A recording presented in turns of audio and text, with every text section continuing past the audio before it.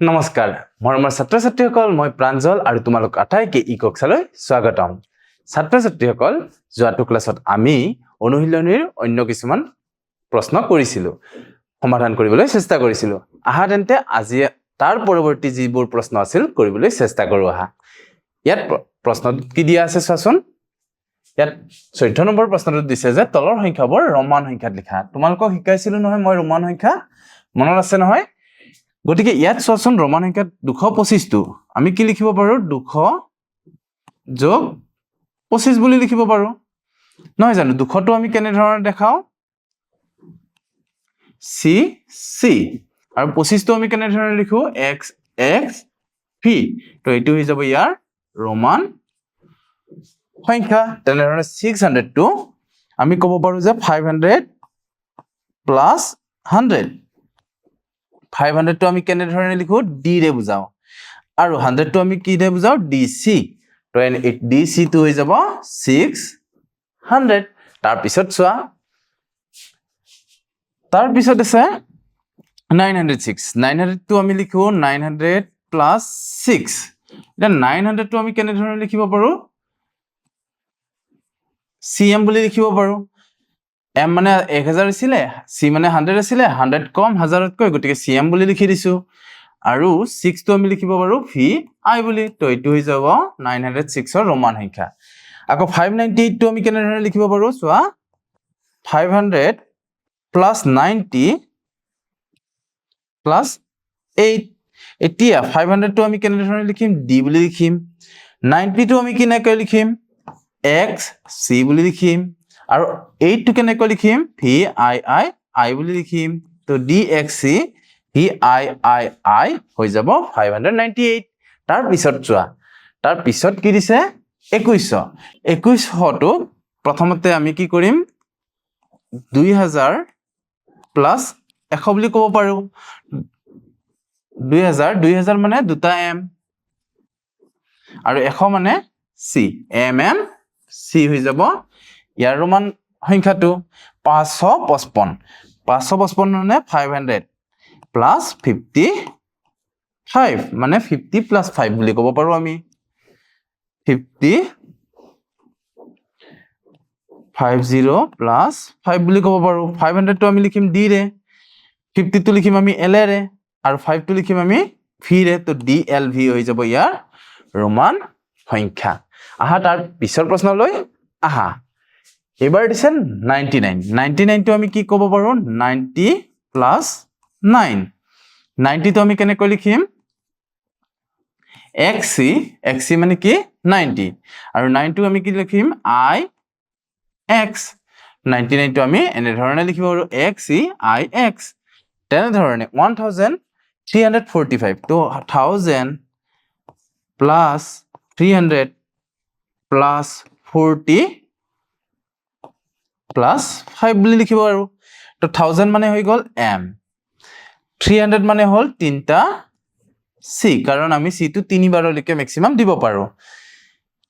m triple c তাৰ পিছত 40 টো আমি কেনেকৈ লিখিম x l বুলি লিখিম কাৰণ 50 তকৈ 10 কম হৈ যায় আৰু তাৰ পিছত কি আহিল v কাৰণ 5 আছিল m c c c xl v এনে ধৰণে আমি ইয়াক লিখিব পাৰো আহা তাৰ পিছৰ প্ৰশ্নলৈ এইবাৰ আমাক দিছে ৰোমান সংখ্যাত আৰু আমি লিখিব লাগে হিন্দু আৰবীয় সংখ্যা পদ্ধতিত ইয়াত চোৱা cm মানে কি 1000 তকৈ তোমাৰ কিমান কম আছে 100 কম আছে মানে 900 আছে ইয়াত কি আছে xc মানে 100 তকৈ 10 কম আছে মানে 90 আৰু ইয়াত কিমান আছে 5 তকৈ 1 কম আছে মানে 4 আছে এই গোটেইটা প্লাস কৰি দিয়া কিমান হৈ যাব 994 হৈ যাব হবনে নহয় চোৱাচোন গোটেইটা প্লাস কৰি চোৱা তেনে ধৰণে ইয়াত যদি চোৱা clxx cl c মানে কিমান হৈ গল 100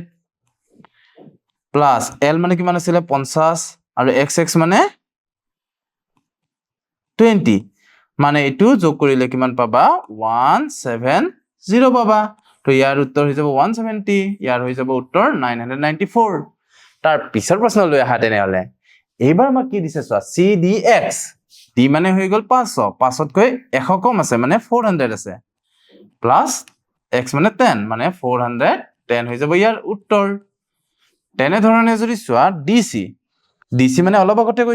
কৰিছিলো আমি কিমান DC মানে 600 হৈ যায় কিন্তু আমি তেনেকৈ নকৰো আমি যেটো নিয়ম হেতু নিয়মে কৰি গৈ থাকিম D মানে আছিল 500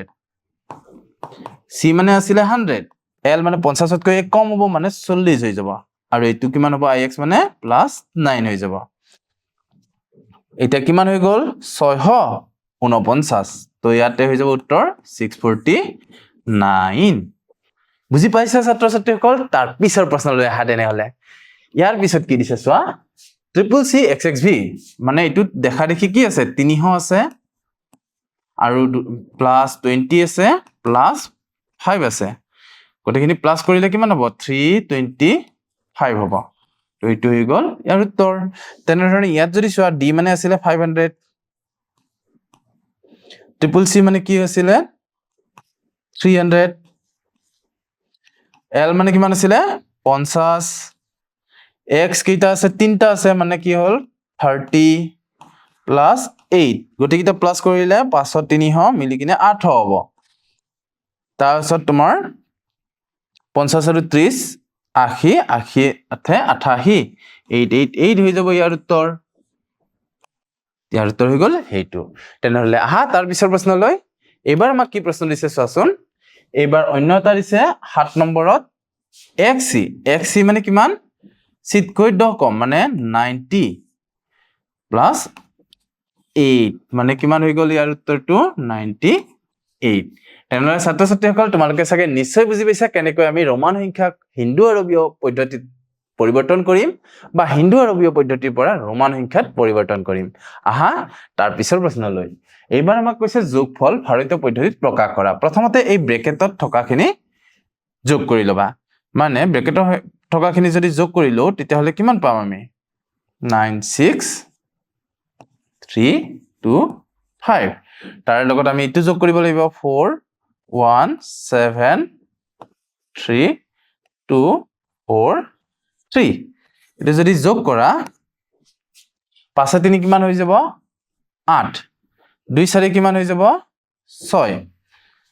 কাৰণ আমাক যোগহে কৰিব দিছে 5 3 8 2 4 6 3 2 5 6 3 কিমান 9 9 16 6 হাতে গ'ল 1 2 1 3 1 4 হাতে 4 11 লিখি দিয়া আৰু ইয়াৰ লগত আমি যোগ কৰি দিম 45639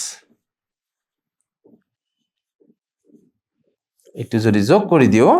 তেতিয়া 9 কিমান হৈ যাব 17 17 7 হাতে গ'ল 1 9 17 17 7 হাতে গ'ল 1 6 3 9 9 কে 10 0 হাতে গ'ল 1 5 6 11 11 কে 12 2 হাতে গ'ল 1 9 5 14 14 কে 15 5 হাতে গ'ল 1 6 4 10 10 কে 11 1 হাতে গ'ল 1 4 1 5 আৰু এটা 1 1 তো এটো হৈ যাব ইয়াৰ উত্তৰ তো এনে ধৰণে আমি ইয়াক যোগ কৰিব আৰু কিন্তু মনত ৰাখিবা ব্ৰেকেটৰ কামটো আমি আগতে কৰিব লাগিব গৰি আমি ইয়াক এটো এনে ধৰণেও লিখিব পাৰো যদি পথালিকে কৰা এই দুটা প্লাস কৰিলা প্লাস কৰি কিমান পালা 11695 68 plus 45639 আৰু তাৰ পিছৰ আনসাৰটো লিখিবা তুমি 115,152,0,7 তো এনে ধৰণে আমি লিখিব পাৰো তেনেহলে আহা ছাত্ৰ ছাত্ৰীসকল তাৰ পিছৰ প্ৰশ্নলৈ এইবাৰ আমাক দিছে অন্য এটা যোগ প্ৰথমতে আমি এই দুটা যোগ কৰি লব লাগিব কি কৰিম এই দুটা যোগ কৰিব লাগিলে প্ৰথম সাইডত তোমালোকে কৰি চাব পাৰা 7 2 8 1 6 3 9 7 2 8 1 6 3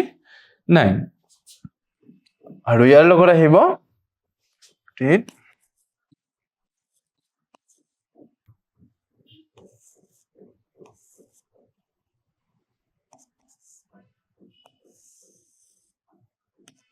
দুটা যোগ কৰি লোৱা কিমান পাবা চোৱাচোন এটো 9 17 7 হাতে গ'ল 1 1 3 4 4 4 8 6 5 11 11 1 হাতে গ'ল 1 1 1 2 2 1 10 10 0 হাতে গ'ল 1 1 8 9 9 6 15 15 5 হাতে গ'ল 1 1 2 3 3 5 8 আৰু ইয়াতে আছে 7 তো এইটো যদি যোগ কৰা এই দুটা যোগ কৰিলে আমি পাম 7 8 5 0 1 8 7 এই সংখ্যাটো পাম আৰু তাৰ লগত যদি আমি এই সংখ্যাটো যোগ কৰি দিও তেতিয়া কিমান পাবা ইয়াৰ লগত তুমি ইয়াতে যোগ কৰি দিয়া কিমান আছিলে 8 0 4 1 5 2 4 এনে ধৰণে আমি যোগ কৰি দিম আৰু যোগ কৰিলে কিমান পাবা হাতে হাতে 15 5 হাতে গ'লে 8 8 1 9 4 1 কিমান হ'ব 5 হৈ যাব ইয়াত হ'ব আহিব 1 পাছে পাছে 10 10 0 হাতে গ'লে 1 1 8 9 9 2 11 1 হাতে গ'লে 1 1 হাতে 8 8 4 12 তো ইয়াৰ উত্তৰ হৈ যাব 1 2 1 0 1 5 9 5 এটো হৈ যাব ইয়াৰ উত্তৰ ভাৰতীয় পদ্ধতিত কৈছে গতিকে লাষ্টত কমা দি দিয়া একক দশক হাজাৰ অযুত একক দশক হাজাৰ অযুত লাখ নিযুত কোটি 1 কোটি 21 লাখ 1595 হৈ যাব ইয়াৰ উত্তৰ তেনেহলে আগৰ উত্তৰটো তো কি কৰিবা ইয়াত তুমি উপযুক্ত স্থানত কমা দি দিবা অৰ্থাৎ ইয়াত তুমি কমা দিবা আৰু ইয়াত কমা দিবা তেনেহলে ইয়াতো এটো হৈ যাব 1 কোটি 15 লাখ 15,000 207 1 কোটি 15 লাখ 15,000 207 এনে ধৰণে আমি কৰিম ইয়াতো এনে ধৰণে কমাটো দি দিবা আৰু এনেকৈ কৰিলেও তুমি ইয়াতে কমাটো দি দিবা ভাৰতীয় পদ্ধতি শেষত কমাটো দি দিলেও হৈ যাব তেনেহলে আহা ছাত্ৰ ছাত্ৰীসকল তাৰ পিছৰ প্ৰশ্নলৈ এইবাৰ আমাক দিছে পূৰণফল ভাৰতীয় পদ্ধতিত প্ৰকাশ কৰা এই পূৰণটো কৰিব দিছে ইয়াত পূৰণফলটো কৰিলে প্ৰথমতে তুমি 6250 তাৰ লগত 25 টো পূৰণ কৰা পূৰণ কৰিলে কিমান পাবা 5 ৰে যদি পূৰণ কৰা 5 0 5 0 গুণ 0 5 5 গুণ 25 25 ৰ 5 হাতে গ'ল কিমান 2 5 গুণ 10 10 2 12 12 2 হাতে গ'লে 5 6 গুণ 30 30 1 31 তেনে ধৰণে 2 ৰে যদি কৰা 2 0 0 2 5 গুণ 10 10 0 হাতে গ'লে 2 2 গুণ 4 4 1 5 আৰু 2 6 গুণ 12 আৰু 6 ৰে যদি কৰা 6 0 গুণ 0 6 5 গুণ 30 ৰ 0 হাতে গ'ল 3 6 গুণ 12 12 3 15 5 হাতে গ'ল 1 আৰু 6 6 গুণ 34 1 37 এইখিনি যদি যোগ কৰি দিয়া 0 5 2 6 3 2 5 5 5 10 0 হাতে গ'ল 1 হাতে কে 8 8 কে 9 আৰু ইয়াতে 3 তো ইয়াতে সংখ্যাটো লিখা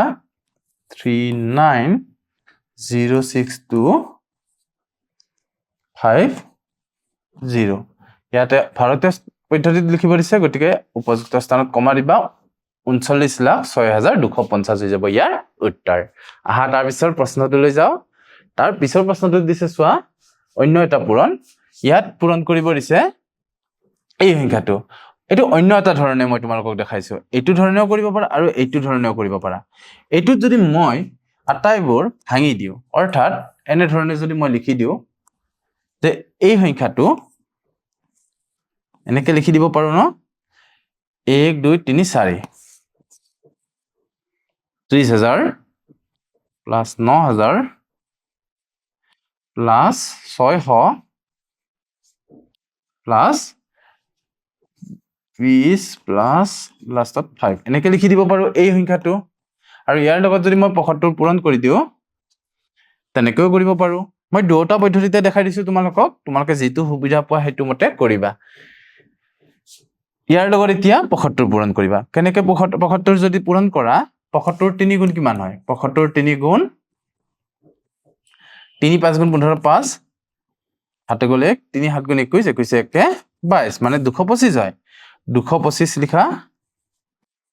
আৰু ইয়াত কেইটা শূন্য আছিলে 1 2 3 4 লিখিলা তেনেধৰণে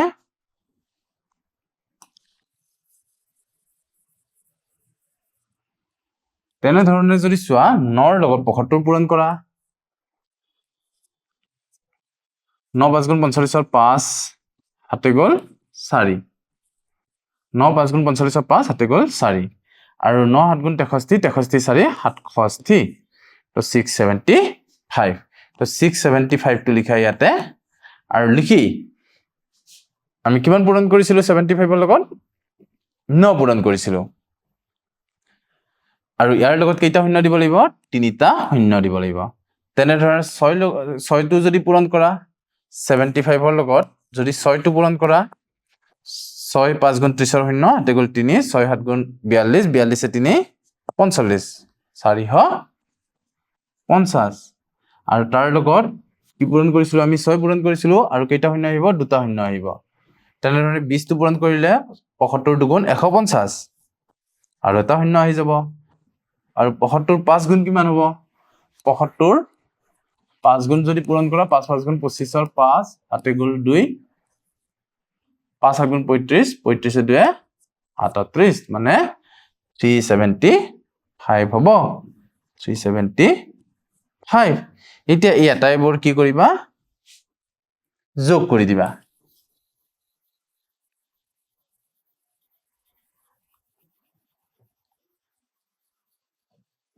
আটাইবোৰ যোগ কৰি দিবা যোগ কৰিলে প্ৰথমতে 2 লাখ নহয়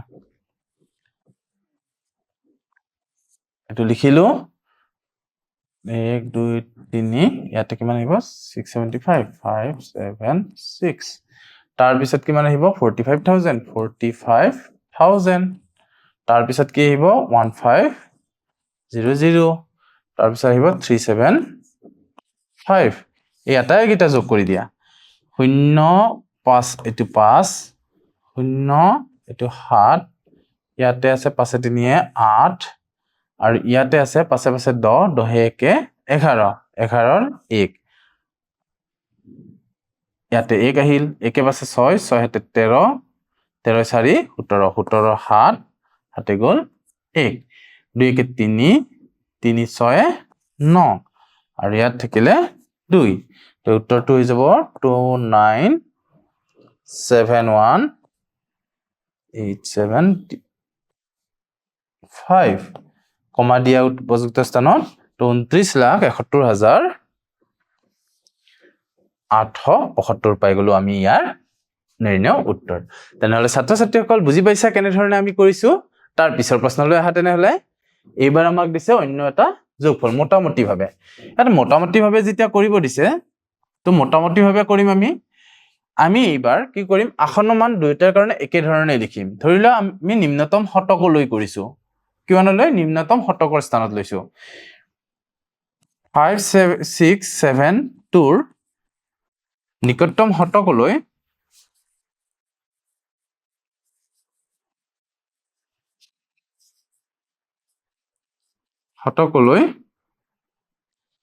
আসন্ন মান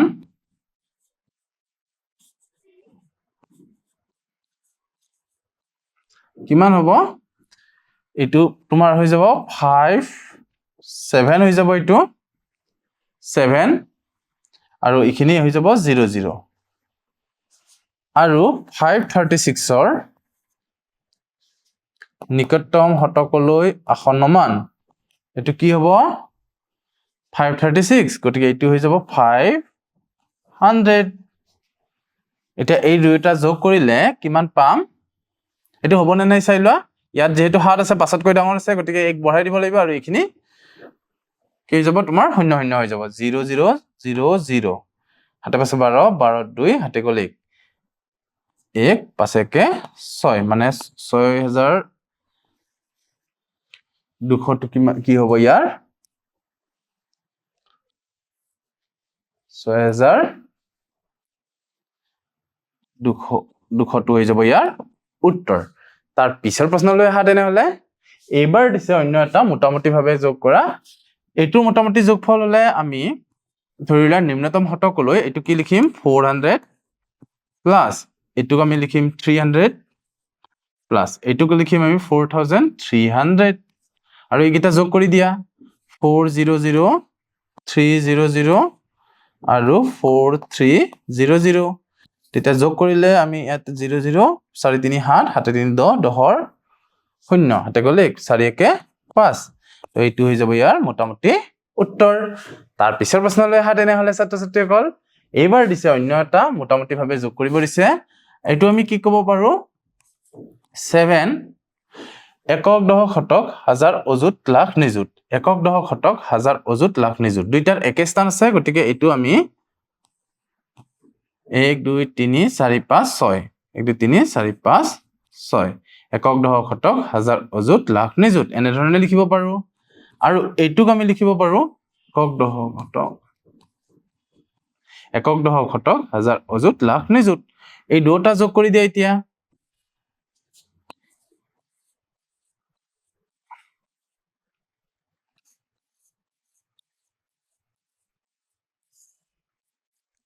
শূন্য শূন্য ন